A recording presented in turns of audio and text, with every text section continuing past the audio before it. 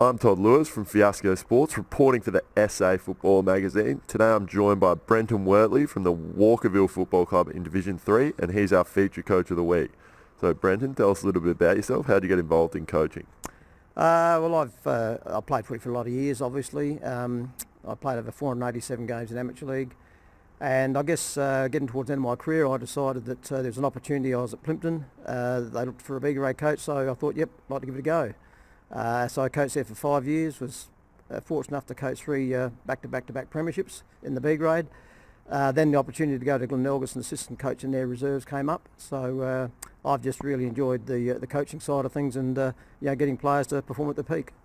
Yeah, I have to go back to the amount of games you played, 487. Obviously that's a pretty special achievement. I guess, look, I've been fortunate. I've had the usual injuries you get in football, but I guess nothing career-threatening. But and I made a comeback pretty late. I played junior Colts in Wales as a young bloke many years ago.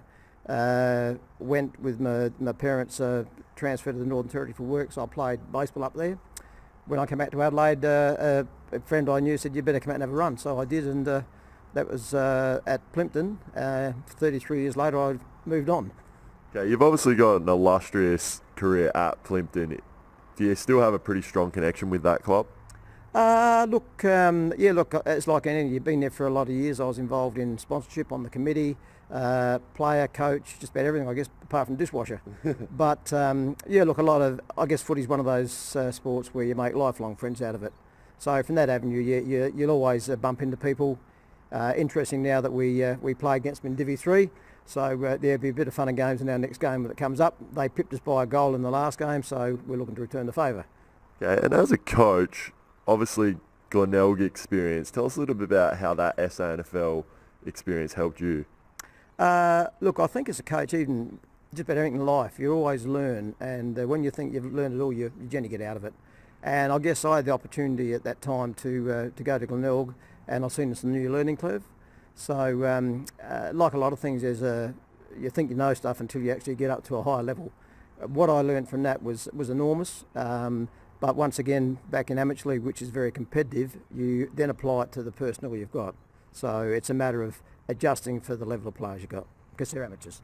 Yeah, okay. And just this year, obviously, becoming a senior coach was a little bit circumstantial. How difficult was it to transition into that role halfway through the season? Well, I've been the assistant for the first half of the year, and basically you spend a fair bit of time with the lads there, so I knew most of the lads. So when the committee approached me, I had no hesitation, because at the end of last year I decided I want to go back into coaching under my own right. I've really looked forward to it and enjoying it. It obviously presents pretty big challenges, though, being thrown into the senior coaching role when not everything's going exactly to plan, but you're obviously getting some wins on the board. You'd have pretty high hopes for the team. Look, at the end of the day, coaching is a lot about people skill, and I think if players can understand what you're trying to teach or coach, I think that you're halfway there. But at the same time, you've got to earn their respect, and so I'm a big mover for that. And I think the lads are now really playing for each other, and I get no better feeling than seeing the team achieve what they want to achieve, and the enjoyment after a win is sensational.